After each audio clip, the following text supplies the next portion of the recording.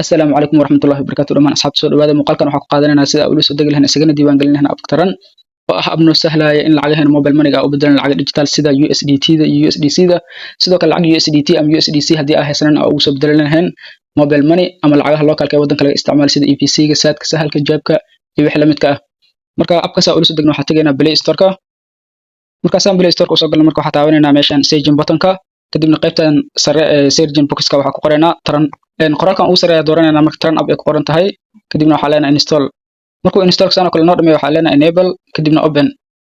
buga markuu nakana marka waxa leenahay sign up si ay isu diiwaan gelino kadib formkana buuxbuuxinayna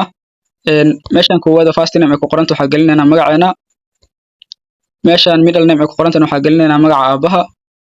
sidoo kale meeshan last name ay ku qoran tahay waxa gelinayna magaca awoowaha marka inta sameeyno inta badan meesha dadka caqabad ay ka qabsato marka meeshan waa phone number waa meesha caqabada ka qabsato waxaa jirta dad lambar inta isku diiwaan galiyaan lambar kale lacagta ka dirayaan taasna marka caqabad ay noqonaysaa lambarka isku diiwaan galisay iyo lambarka lacagta ka diraysid waa inay isku mid ahaadaan si hadhow waxba aysan kaaga halaabin laakiin lambar kale lacagta ka soo dirtid lambarkana aad ku diiwaan gashanta meesha caqabada kaaga imaanayso emailka waxa gelinaynaa ciwaankana gmailka ana hada waa ecobiyaysan waxa ku leeyahay clear basti marka intaas sameeyno waxa uu sii gudbinaa marka meeshan city ay ku qoran tahay waxa gelinaynaa magaalada sidoo kale meeshan district ay ku qoran tahay waxa gelinaynaa degmada sidoo kale meeshan village ay ku qoran tahay waxa gelinaynaa xaafadda marka intaan ka dhamaano formku waa buuxbuuxin hadda meeshan terms and conditions ay ku qoran tahay cadaanka yarka ka horeeya taabanayna kadibna marka la taabanayna hada calaamad tiga korto marka qaybta sign up ka noo shaqeysa marka waxa leenahay marka sign up markuu bugaana kana marka wuxuu siinayaa labadan option ama doorasho oo kala ah in OTP gu uu noogu soo diray SMS ahaan ama WhatsApp ahaan marka waxa leenahay WhatsApp ahaan noogu soo dir the phone number has already been taken marka lambarkan hore loo qaato leeyahay laakiin hore looma qaadanin cilada jirto marka uu koodka ku soo diro koodka shanta lambar meesha gelinaysa kadib password sameeyso ku leeyahay password sameeysanaysa laakiin ciladan oo kale haday ku qabsato waxa sameeynaysa okay iska leedahay kadib waa ka noqonaysa marka ka noqotid meesha day sign up ka lahayn hada waxa leenahay sign in marka aad marka wuxuu ku weydiinaa lambar iyo password anaga hada password mara sameeysanin marka waxa leenahay recover kadib waxa gelinaynaa lambarka hada ku sameeysanin uu naga diiday hore loo qaato una lahaa ay meeshan gelinaynaa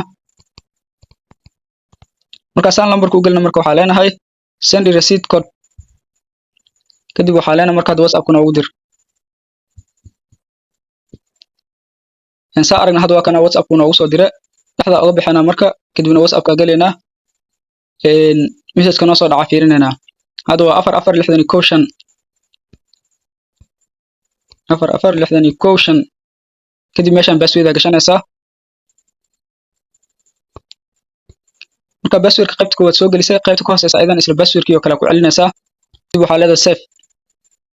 marka wuxuu leeyahay hada Google-ka ma kugu save gareena labadan mid kaarta dooran kartaa marka ayad waxa leeyahay never in bugan hada ugu horeeya noo soo baxay waa bug swap ama isweydaarsiga lacagaha isku weydaarinaaye sida qaybta kore ka arki karnana wax lacag oo ay isweydaarin wali ma lahan waa ever marka lacagahan markii la isweydaarinayo mid walba waxa la rabaa in account loo sameeyo account-keeda marka sameystid kadib waa isweydaarin kartaa tusaale ahaan aniga EVC ga waxa rabaa in aan u bedesho lacag USDT oo ah BEP20 marka BEP20 marka rabo in aan u bedelo account-kayga BEP20 in aan hagaajiyo waa EVC ga in aan hagaajista is baro waaye marka waxa taabanaa meeshan accounts ay ku qoran tahay kadibna add account marka dhahna kadib waxa noo soo baxaya shaashadan yar kadib waxa ka dooranaynaa select gateway kadibna EVC ka sii dooranaa marka meeshan lambarka isku soo diiwaan galiyaa gelinaa lambarkan waa lambarka isku soo diiwaan galiye sidoo kale waa lambarka lacagta ka soo diri doono hadhow marka waxa qabad ima qabsanayso waxa leeyahay marka save marka la hadana save leeyahay kadib waxa leeyahay yes save successfully hada alxamdulillah waa ku guuleysanay in account-kan EVC ga aan sameeyno sidoo kale hada waxa laga baahan marka account labaad in aan sameeyo oo ah USDT BEP20 in aan sameeyo waxa leeyahay marka hadana add account select gateway-gana taabana hadana waxa ka sii dooranaa marka USDT BEP20 gan